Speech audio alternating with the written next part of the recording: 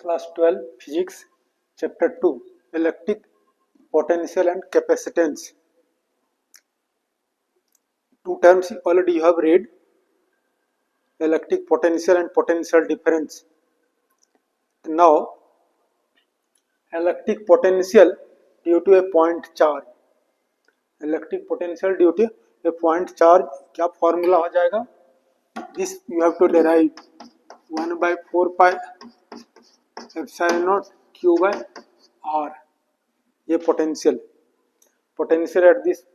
at point A due to this charge, it will be 1/4 pi epsilon naught q by r. This you have to derive.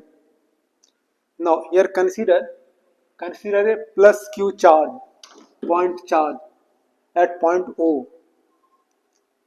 On the path you can consider this distance infinity and take a point P. Take a point P at a distance x from the point O. Let plus 1 coulomb charge, let unit coulomb charge be at point 1, at point P. Consider a point charge Q at point O. Let a unit charge be at point P according to Coulomb's law. Coulomb's law क्या हो गया?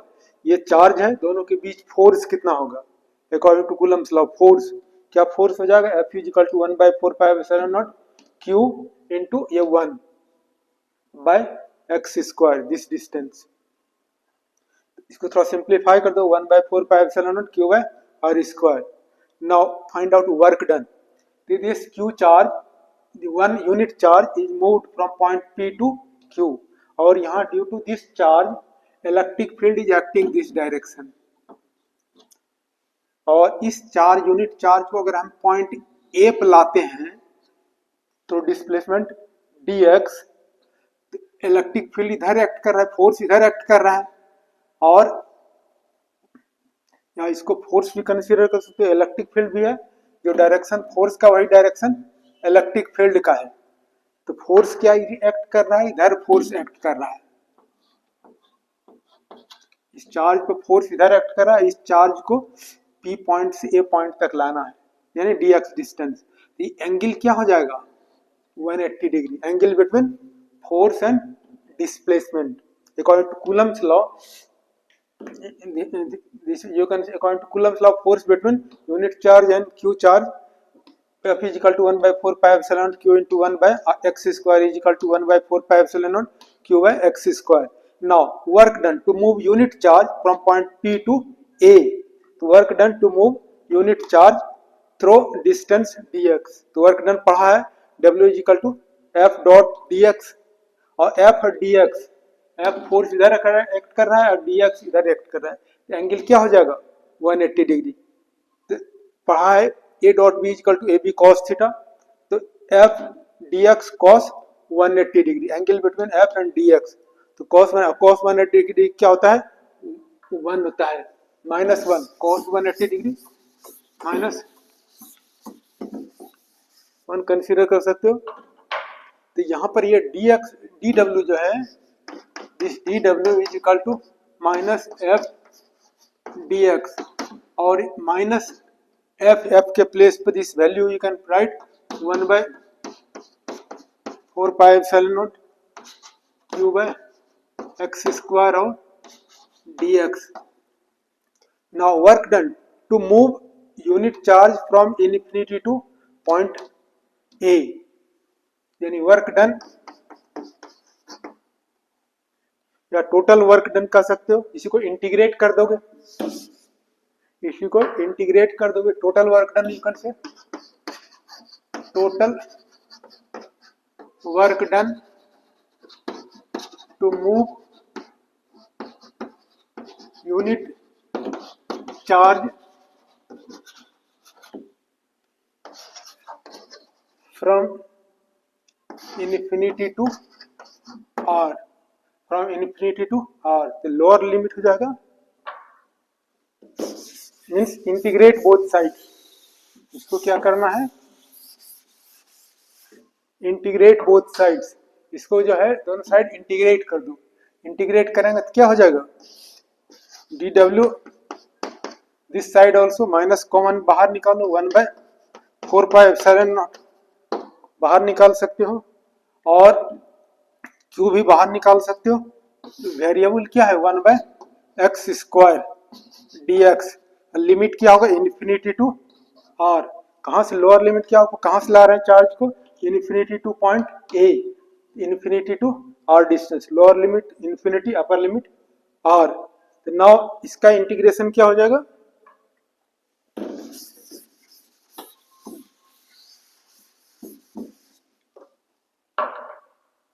W is equal to minus q/4πε0, इसका integration infinity to r x square कर सकते हो -2 dx। अब limit हटा सकते हो, क्या हो जाएगा, W is equal to -q/4πε0, और ये integration lower limit infinity, upper limit x to the power क्या हो जाएगा -2 + 1 डिवाइड बाय -2 + 1, और इक्वल टू क्या होगा -q/4πε0, और यहाँ x to the power -1 infinity और डिवाइड बाय -1, तो ये बाहर निकालेंगे क्या, माइनस इंटू माइनस प्लस हो जाएगा। तो this W is equal to, ये माइनस इंटू माइनस प्लस हो जाएगा, तो q/4πε0, और इसके प्लेस पे लिख सकते हो 1/x r और इन्फिनिटी।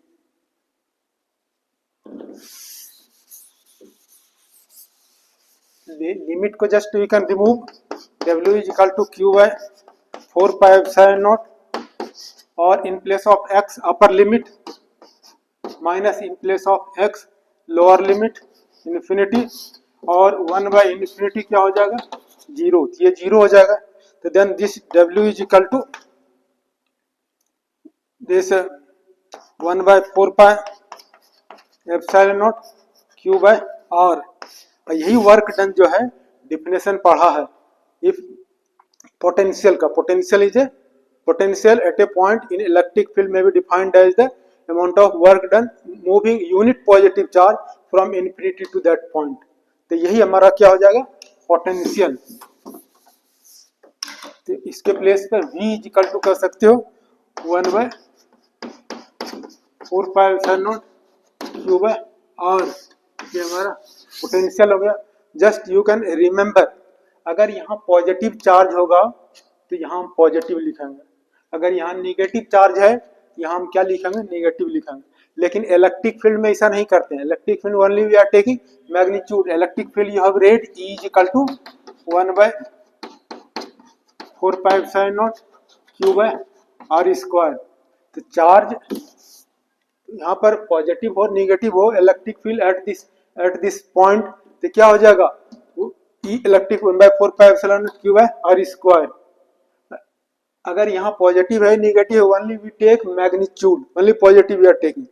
लेकिन पोटेंशियल के केस में if charge is here positive we can take positive, if charge is negative we can take here charge negative. In this way we can find out electric potential at a point due to the point charge.